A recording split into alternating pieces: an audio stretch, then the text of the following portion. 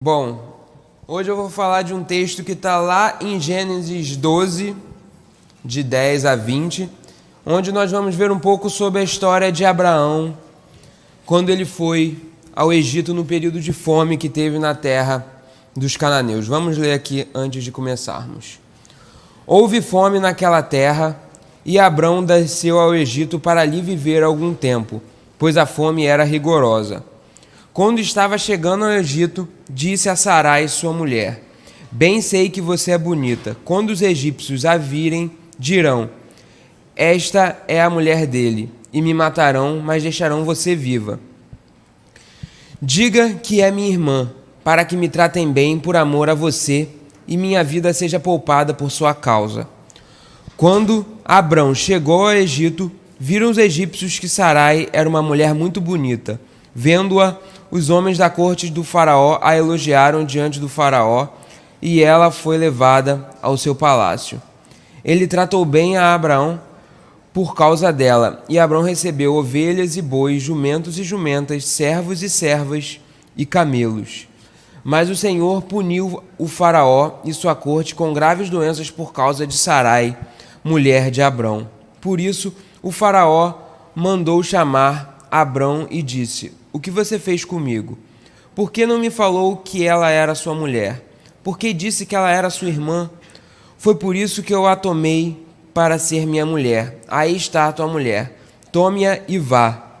A seguir, o faraó deu ordens para que providenciassem o necessário para que Abrão partisse com sua mulher e com tudo que possuía. E esse é o texto que nós vamos meditar hoje. Vamos orar primeiro. Deus, obrigado por mais esse dia que Tu nos trouxeste aqui, meu Deus. Permita que agora, quando nós estivermos lendo essa passagem aqui sobre Abrão no Egito e tudo que aconteceu, permita que nós consigamos meditar e aprender o que Tu queres que nós entendamos aqui nessa história bíblica, meu Deus. Abre nossa mente e o nosso coração para essa mensagem, meu Deus. Em nome de Jesus, amém. Pois bem, nós sabemos da imensidão que foi a resposta de Abraão quando ele recebeu lá na cidade de Ur, quando ele pela primeira vez escutou a palavra de Deus para si. E isso permanece para todos nós que temos fé em Deus como uma maravilhosa atitude de fé de Abraão. E isso aconteceu 2 milênios antes de Cristo vir. E Abraão morava lá, naquele contexto, naquela cidade de Ur, lá onde ele adorava a lua e entre outros deuses que havia lá. E ele ouviu a voz de Yahvé enquanto lá ele estava.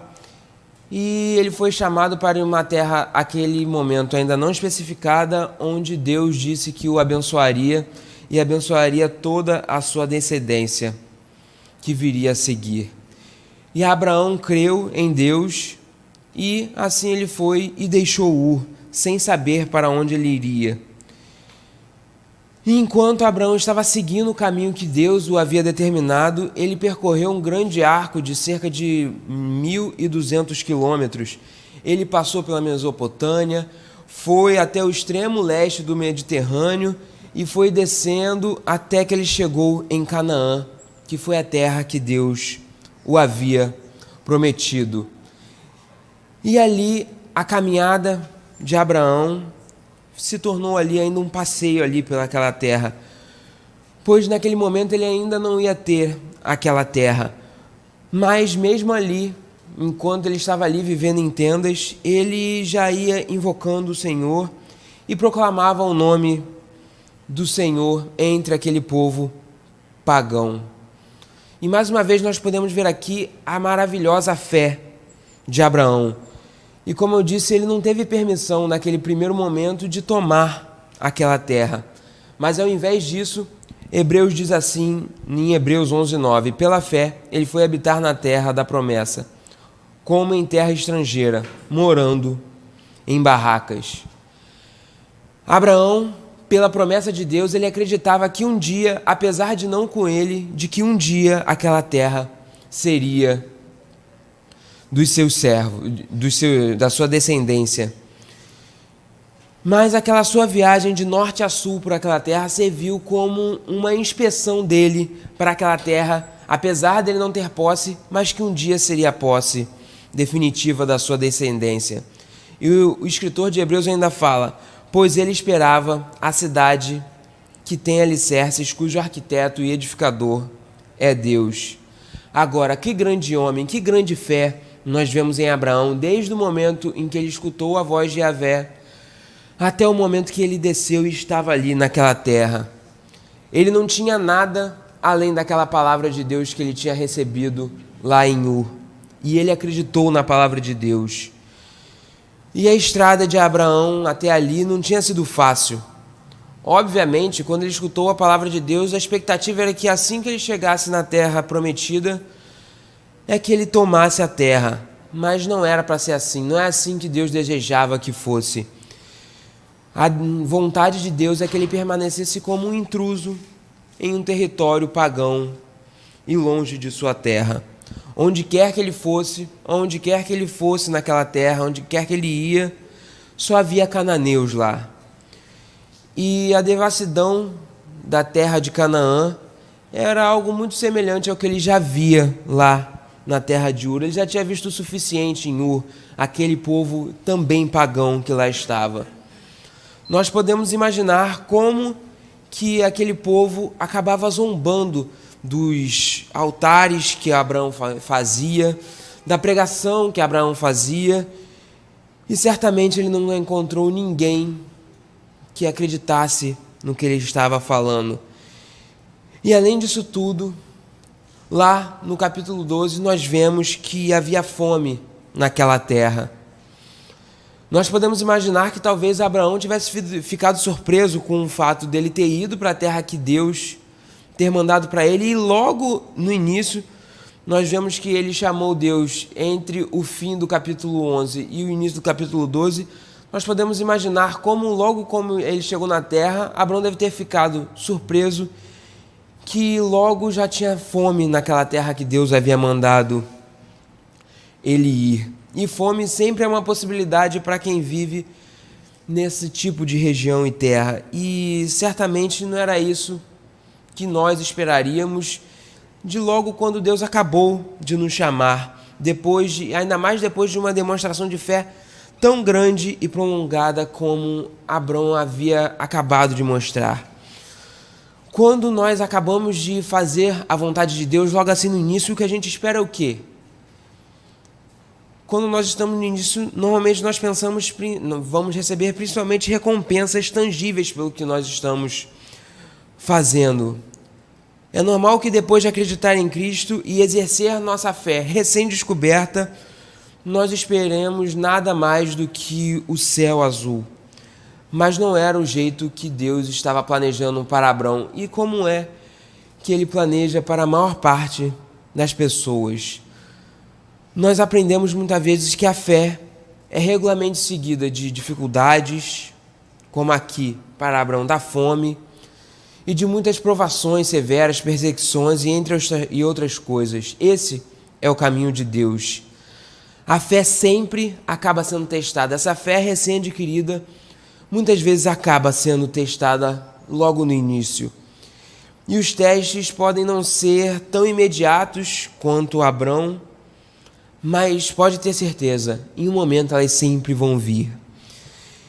E a experiência e a palavra de Deus fizeram Tiago aconselhar lá em Tiago 1, de 2 a 4.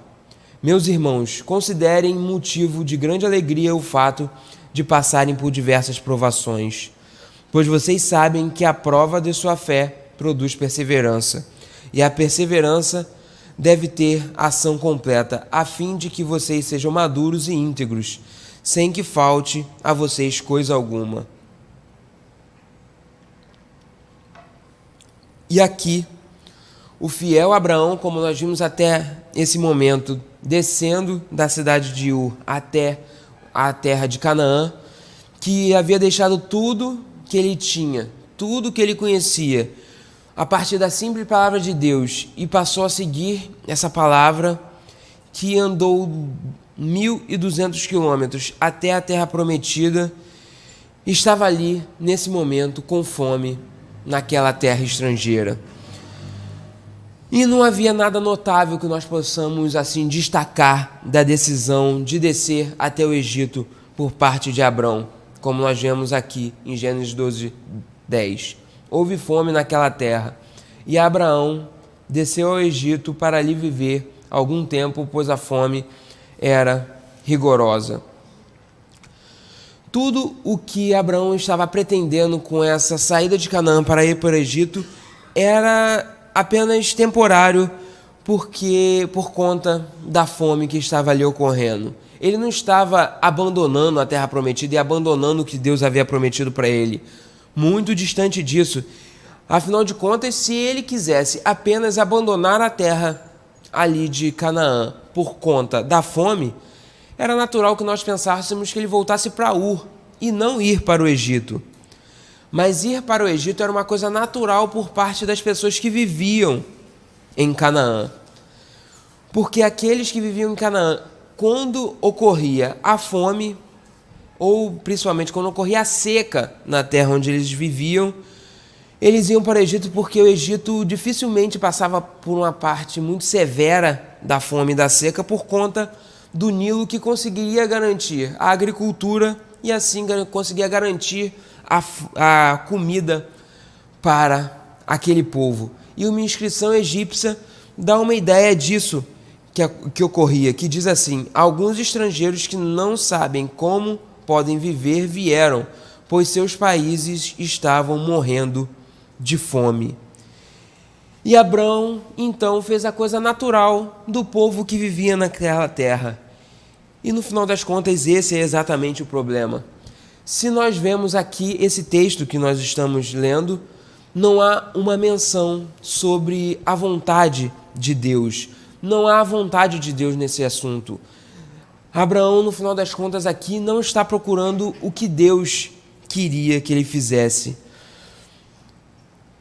Havia uma fome e a partir dessa fome veio o medo por conta da fome. E instintivamente, Abrão foi e seguiu o que o seu medo dizia, para aliviar o seu medo. E fez isso sem fazer nenhuma referência ou procura contra Deus. E dado o que estava acontecendo, o que aconteceu com ele, é evidente que se ele tivesse procurado a Deus, se ele tivesse se voltado a Deus, se ele tivesse seguido a vontade de Deus, provavelmente essa história teria sido muito diferente do que nós estamos vendo aqui. A ida de Abraão para o Egito não foi tanto assim, digamos, um pecado intencional, mas é uma virada reflexiva para os seus próprios recursos para resolver os seus problemas. Ele não negou Deus, muito pelo contrário, ele nunca pensou aqui que ele estava negando Deus quando ele estava fazendo isso. Ele simplesmente esqueceu de Deus, ele simplesmente esqueceu da vontade de Deus. Ele esqueceu o quão grande era o Deus que o tinha conduzido até aquele momento. Agora, como nós somos parecidos com Abraão na nossa vida? Como quando as provações vêm, nós automaticamente acabamos ligando o modo de sobrevivência, o medo nos domina e nós acabamos fazendo coisa o que nós achamos melhor e seguimos o nosso coração e não o que Deus quer que façamos. Nós planejamos tudo por conta daquele medo, para com que nada aconteça por conta daquele medo, então nós conseguimos reforçar a nossa posição e nós seguimos o que planejamos e o que o desejamos. E Deus? O que fazemos quanto a Ele? Sim, nós queremos que Deus abençoe os nossos caminhos.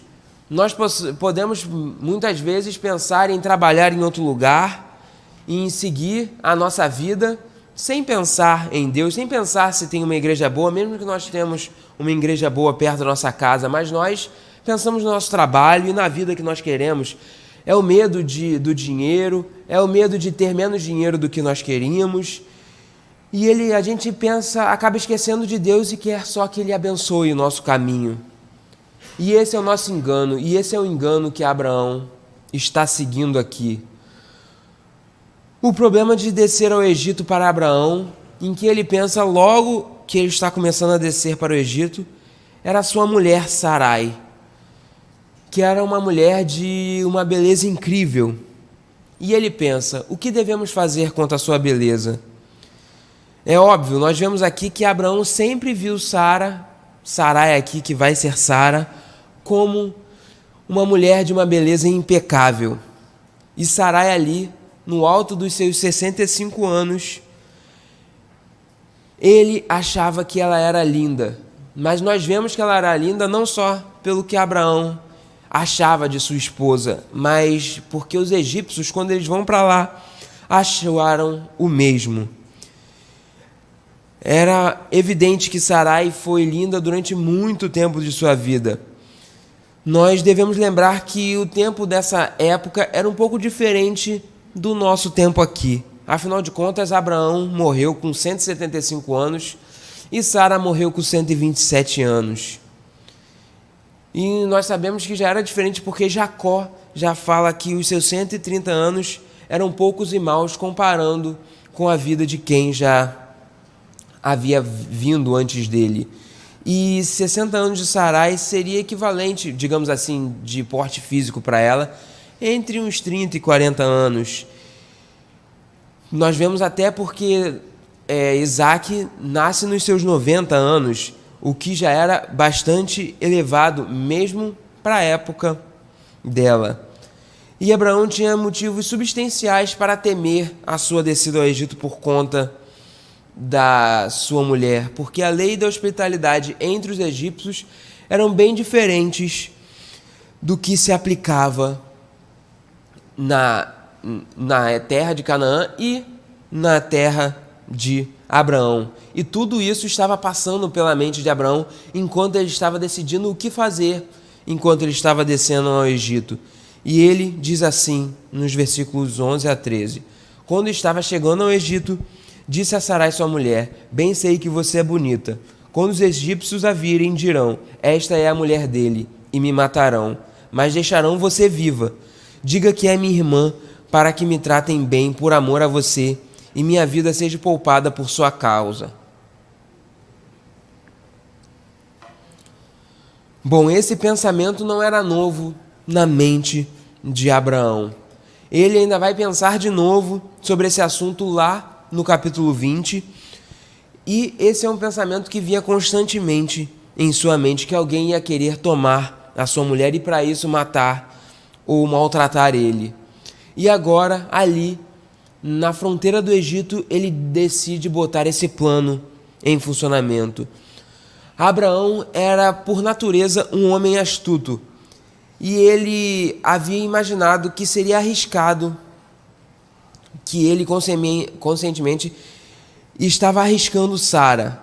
Ele entende que ele estava fazendo isso, e ele acaba então decidindo posar como irmão de Sara, para que assim ele pudesse escapar da ira que pudesse vir por conta dele ser marido dela.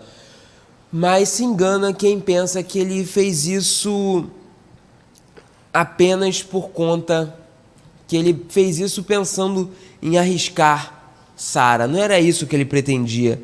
Na verdade, quando ele queria se posar de irmão de Sara, ele na verdade só estava tentando ganhar um tempo para poder fugir da fome, conseguir um pouco de comida e escapar antes que qualquer coisa pudesse acontecer com ele. Ele não pretendia dar Sara como esposa para alguém.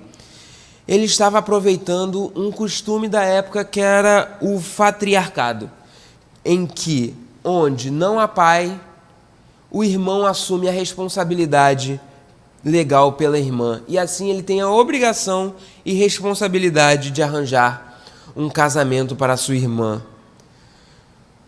Portanto, a partir disso, quem quisesse tomar Sara como sua esposa teria que negociar com seu irmão, Abraão, aqui nesse caso. E assim, a partir desse plano magnífico, Abraão esperava conseguir impedir que os pretendentes conseguissem Sara como esposa, ele conseguisse um tempo ali naquela terra, para que assim, a partir desse tempo que ele conseguisse pegar um pouco de comida e voltar para a terra de Canaã, sem nem precisar da Sara como esposa, nem ele ser morto por conta de ser marido de Sara. Foi um plano brilhante. Ninguém se machucaria, além dos sentimentos dos futuros maridos e pretendentes a casamento de Sara. E além disso, isso nem era uma completa mentira, porque ele era meio-irmão de Sara. Então, vamos dizer assim, era uma meia mentira que ele estava dizendo. Mas nós sabemos, isso era só uma desculpa para Abraão poder aliviar sua consciência. Ele verdadeiramente, ele até era irmão, mas ele falava isso apenas porque ele sabia que os egípcios iam acreditar. Muito esperto, Abraão. Abraão provavelmente encheu-se de si por conta dessa inteligência de si, por ser tão sábio. Nós podemos imaginar como ele era, como ele pensava de si próprio por causa desse plano incrível que ele conseguiu fazer. Abraão, na verdade, ele pensava em si que ele era só um homem responsável, ele estava só ajudando Deus para realizar a sua promessa, já que estava tendo uma fome na sua terra. Porque, afinal de contas, se algo acontecesse a Abraão, como que a promessa de Deus seria feita? O inteligente Abraão decidiu ajudar Deus no seu caminho. Mas havia apenas uns pequenos problemas nisso. Porque essa trapaça de Abraão, no final das contas, não era um ato de fé de Abraão. Abraão estava vivendo como se o Deus que o havia tirado de Ur, aquele que o havia tirado de Ur e levado até Canaã, que prometeu uma descendência para ele, simplesmente não existisse. Ele achou que ele tinha que usar os seus recursos próprios para ajudar Deus. A verdade é que aqui, nessa história, ao contrário da história de Abraão que veio até aqui, Abraão estava no motorista e não Deus. Ele estava usando uma mentira para promover a obra de Deus. E Abraão havia dominado essa arte de mentira e da enganação lá na sua terra de Ur, e não com Deus. E aquele grande homem que nós vimos até aqui, um homem de uma grande fé, que nós sabemos que ele era, havia tropeçado. E até esse momento ele não suspeitava que ele havia caído nisso. Porque Abraão estava pensando em negociar a sua esposa, estava pensando em fazer isso até o momento que ele conseguisse passar da fome e voltar para Canaã, mas ele não contava com um único detalhe: o faraó do Egito.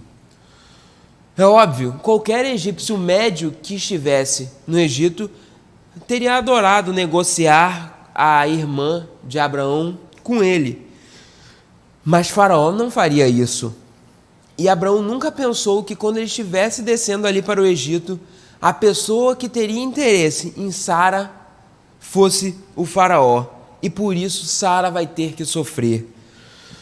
Tudo se desintegrou instantaneamente. Eles chegaram no Egito e todo o plano mirabolante de Abraão, que se achava sábio, inteligente por estar ali ajudando Deus, tudo caiu por terra. Quando Abraão entrou no Egito, os egípcios viram que Sara era muito bonita e então os príncipes do Egito foram logo a Faraó elogiar ela. E a mulher de Abraão foi levada para a casa de Faraó. E por conta disso, ele tratou muito bem Abraão.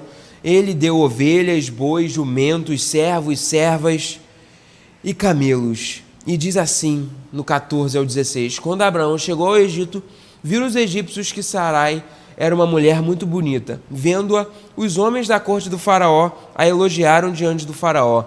E ela foi levada ao seu palácio. Ele tratou bem Abraão por causa dela, e Abraão recebeu ovelhas, boi, jumentos e jumentas, servos e servas e camelos. Agora, excelente. Aqui está o resultado do plano de Abraão. Sarai se tornou parte do harém do faraó. O que ia acontecer naquelas câmaras? O que ia acontecer com Sara depois de ir para o harém de faraó? Sara, tão linda, certamente se tornaria um dos entretenimentos favoritos por parte de Faraó. Então, a vida seguiria seu curso natural. Ela poderia muito bem, se tudo tivesse ocorrido conforme o plano de Abraão, ela poderia muito bem ter morrido como uma rainha no Egito, ter uma tumba real e hoje em dia ser uma das múmias que lá estavam. Ótimo trabalho de Abraão. Abraão, ainda por cima disso tudo, ainda prosperou. Faraó ficou tão satisfeito de ter conseguido uma mulher tão linda como Sara, que fez Abraão um homem muito rico. Dos presentes que ele deu a Abraão, 2 chamam muito a atenção: os jumentos e jumentas que ele recebeu e os camelos. As jumentas eram animais muito controláveis e confiáveis, e por isso era um dos passeios preferidos dos ricos daquela época. É como se você tivesse um carro caro que fosse bastante confortável. Agora, quando nós reparamos que ele deu para ele camelos, há algo um pouco a mais, porque os camelos nessa época tinham acabado de ter sido domesticados e era uma verdadeira raridade. Era como um símbolo de prestígio para o povo daquela época. Era como se hoje em dia nós tivéssemos Ferrari, não só algo confortável, como eram as jumentas para ele, como se nós tivéssemos um carro de luxo, um carro caro de luxo aqui, mas não, ele estava ganhando mais de um, ele fala de camelos, Ferraris e Ferraris de prestígio. E a Abraão agora havia um grande estábulo. O grande e infiel e enganador Abraão foi inundado de coisas luxuosas por conta de seu ato. Enquanto isso, a sua amada esposa, passava os seus dias nervosa lá, sem dormir, no harém de Faraó. E não havia nada a partir daqui que Abraão pudesse fazer, além de se expor e talvez morrer por conta disso para tentar salvar a sua esposa. Parecia que todo o plano dele, tudo que ele tinha pensado para escapar da fome, havia acabado, tudo havia sido perdido por conta daquele seu ato. E então, Deus entra em cena para salvar tudo soberanamente. Diz assim no versículo 17: mas o Senhor puniu o Faraó e sua corte com graves doenças por causa de Sarai, mulher de Abraão. Literalmente, Yahvé infligiu grandes pragas ao Egito e sua casa, ao Faraó e sua casa. A construção hebraica aqui, nessa parte, enfatiza a gravidade das pragas que foram realizadas sobre Faraó e a corte ali. Nós entendemos que a casa de Faraó foi esmagada por essas pragas. No entanto, nós devemos imaginar que Sarai aqui, como é dito, estava intocada. E a palavra traduzida como praga aqui do hebraico se refere a uma doença de pele. Devia ser algo semelhante do que aconteceu com a corte egípcia, com uma das pragas dos furúnculos lá em Êxodo 9:9. E nós supomos que eles chegaram à conclusão de que Sara era o motivo porque Sara não sofreu nenhuma aflição, e os servos de Faraó devem ter questionado ela porque ela era a única que não tinha acontecido nada, e assim ficaram sabendo do engano e relataram ao Faraó. E o próprio Faraó chamou Abraão e foi falar com ele. E diz assim do versículo 18 a 19: por isso o Faraó mandou chamar Abrão e disse: o que você fez comigo? Por que não me falou que ela era sua mulher? Por que disse que ela era sua irmã? Foi por isso que eu tomei ela para ser minha mulher.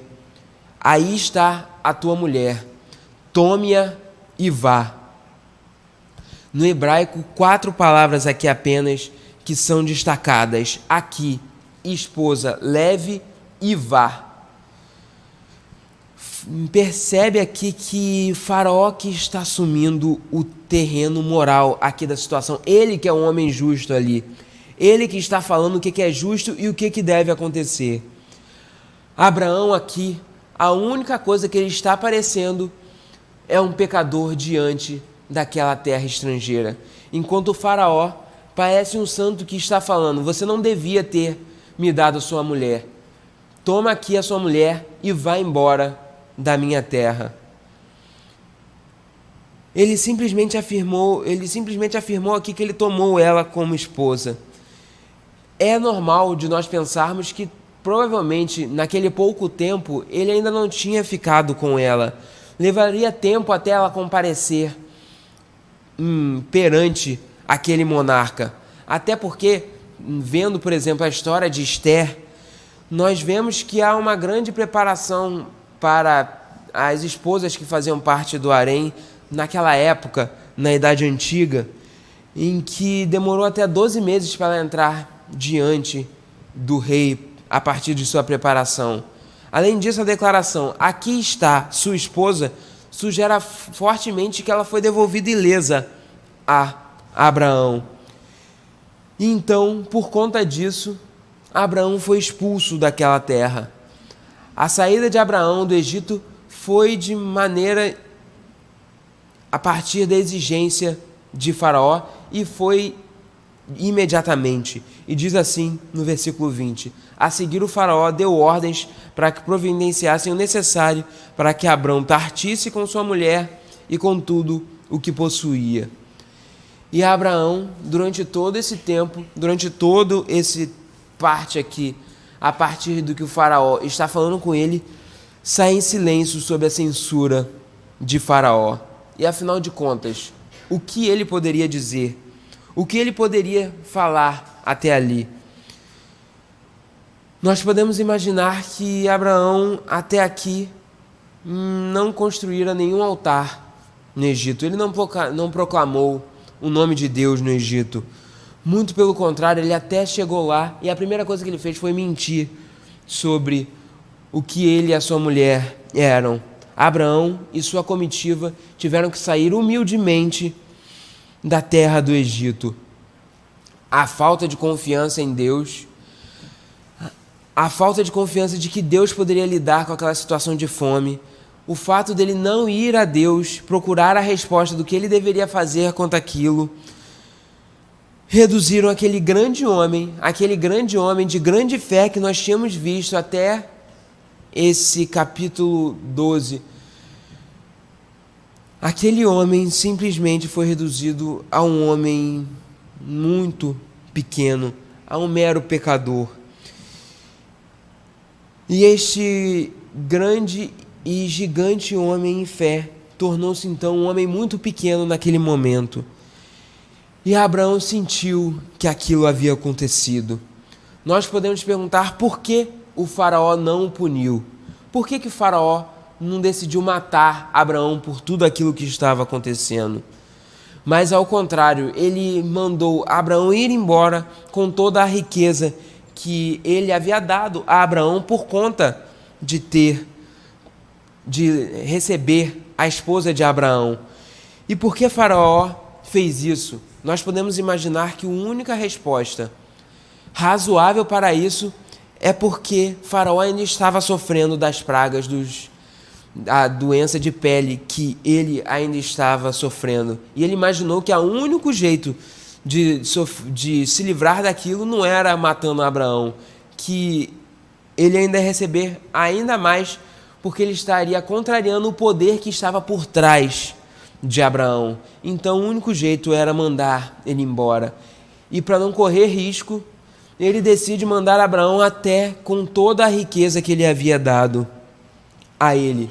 Mas não se engane, toda a riqueza que Abraão recebeu aqui nesse momento do Faraó, no final das contas não foram uma bênção para Abraão.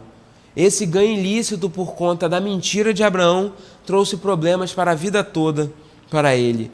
Por exemplo, a contenda com os pastores de Ló foi por causa disso, e também a jovem egípcia chamada Agar, que se tornou serva de Abraão, que provavelmente foi uma das servas que o próprio Faraó o havia dado.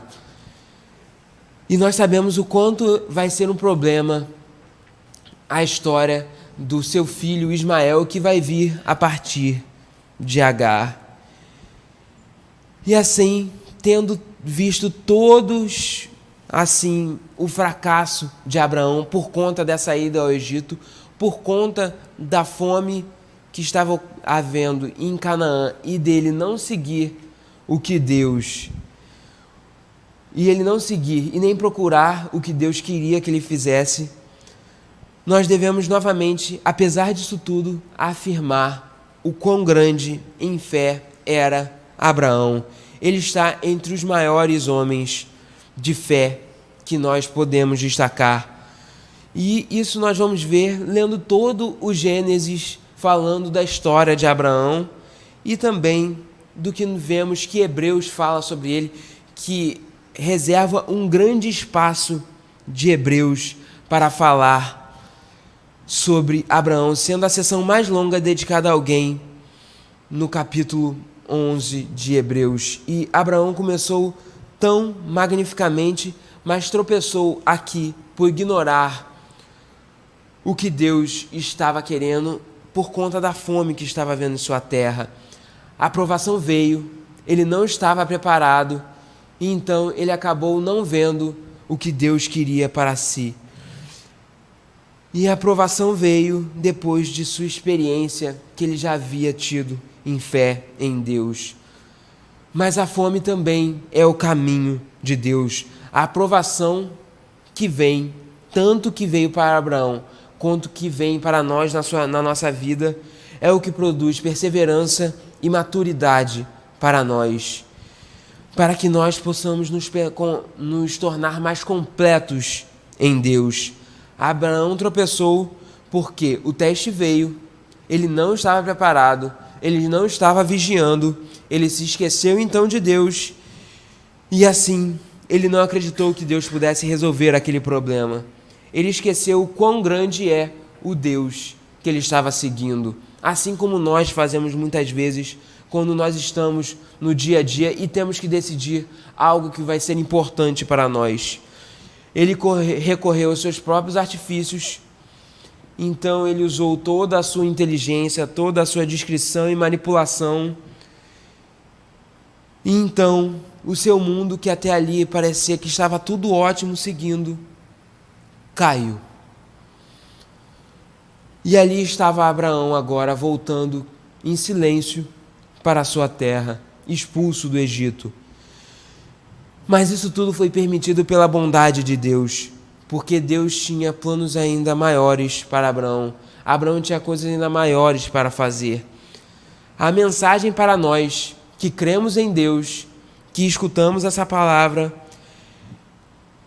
e que confiamos na salvação de Deus e na vida que nós temos é esta: espere provações como parte do plano de Deus para a sua vida. Saiba que provações vão chegar e que você deve estar preparado para ela. Você tem que ter a noção de que não é você que vai resolver com a sua inteligência, ou seja lá que seja. Você tem que confiar em Deus. Assim como foram para Jesus, que foi aperfeiçoado pelo sofrimento. O apóstolo Paulo revela que a promessa de Deus em Abraão, em Gênesis 12:7, a tua descendência darei essa terra, realmente estava tendo como Cristo em sua visão. O argumento disso está lá em Gálatas 3,16, explicando assim: assim também as promessas foram feitas a Abraão e ao seu descendente. A Escritura não diz e aos seus descendentes como se falasse de muitos, mas ao seu descendente, quando dando a entender que se trata de um só, isto é, Cristo. Portanto, Cristo é aquele em que o mundo inteiro vai ser abençoado, aquele que, quando Deus falou que o mundo inteiro seria abençoado a partir de Abraão, era de Jesus que ele estava falando. As bênçãos globais que havia na promessa a Abraão iriam ser cumpridas a partir de Jesus, o herdeiro final de Abraão. Aquele homem de fé e de excelência em Deus, um dia ia vir o seu descendente aqui. E Jesus não foi como Abraão e não é como nós. Jesus não tropeçou quando vieram as provações. Sua fé não vacilou em momento algum. Ele não olhou para os seus próprios recursos, ele olhou para apenas a vontade de Deus, para o seu pai. E Abraão foi um grande homem de fé. Mas ele não foi perfeito. Mas Cristo é um homem de fé, um grande homem de fé e perfeito. Abraão deixou sua casa e sua cidade em Ur para ir para uma terra desconhecida. E Cristo deixou o céu em obediência ao seu Pai para vir para a nossa terra, para poder nos salvar. E Abraão é conhecido tanto por sua grande fé, quanto pelo grande fracasso que ele teve, como nós vemos aqui no Egito, e como nós sabemos que ele vai fazer novamente lá no capítulo 20. Mas a vida de Jesus foi irrepreensível. Sua vida foi toda de fé.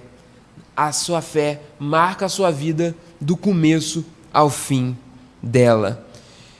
E aqui está o grande benefício. Como cristãos que experimentaram o poder regenerativo de Cristo, nós sabemos que estamos em Cristo. E porque estamos em Jesus, o grande homem de fé, nós sabemos que a nossa fé não é perdida. E assim, Ele não apenas nos salva, mas nos capacita a viver essa vida de fé.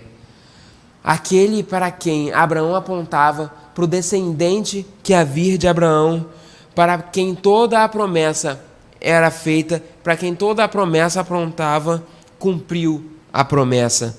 E é aquele que permite que nós vivamos a nossa vida pela fé.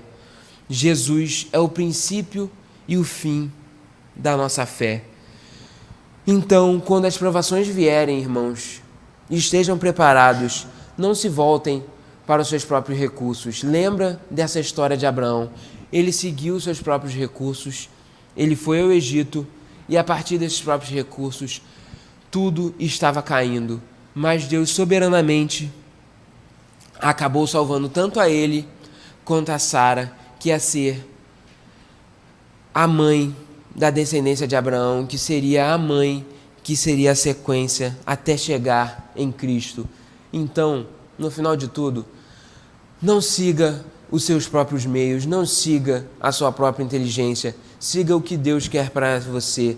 Olhe para Cristo, lembre de Jesus na cruz, lembre de toda a promessa, lembre que a promessa está cumprida nele e que ele, a partir de tudo que ele conquistou lá na cruz, ele vai sustentar a sua fé, ele vai sustentar a sua vida.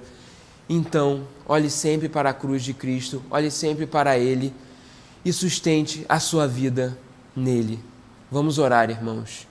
Deus, obrigado por mais esse dia que nós estamos aqui. Permita que nós nunca esqueçamos que Tu é o que controla a nossa vida. As provações vão vir, meu Deus, todos nós sabemos, mas nos prepare para ela. Nos prepare para que nós não esqueçamos de Ti, meu Deus. Prepare para que nós sustentemos a nossa vida em Ti, para que quando as provações vierem, nós façamos o Seu desejo, meu Deus. Nós sabemos que assim nós vamos seguir em fé. Nós sabemos o quanto Abraão caiu aqui, mas nós sabemos o quanto ele era um grande homem de fé. E por isso, nos faça como um Abraão. Nós sabemos o quanto mais da Sua palavra nós temos. Nós sabemos que nós temos um conhecimento quanto a Ti muito maior que Abraão. Mas ainda assim ele foi um grande homem de fé depois aqui. Mas não por conta dele, mas por conta do Seu Filho, meu Deus. Assim como nós, Abraão também era um homem pecador. Mas nós sabemos que por conta do Seu Filho, um dia nós estaremos com Abraão no céu, meu Deus. Nós agradecemos a Ti e pedimos mais uma vez que Tu sustente a nossa vida e que toda a nossa vida seja a partir de Ti, meu Deus, que nós nunca esqueçamos disso em momento algum, para que não haja uma queda nossa, como ocorreu aqui, meu Deus. Por isso, nos sustente, que nós sempre possamos olhar a cruz com o Seu Filho e sabermos e lembrarmos que a promessa está cumprida e de tudo que Ele conquistou lá na cruz, meu Deus. Nós Te agradecemos mais uma vez por estar aqui e que nós possamos mais uma vez estar aqui à noite para orar, louvar a Ti e escutarmos mais uma vez a Sua palavra, meu Deus. Em nome de Jesus. Amém.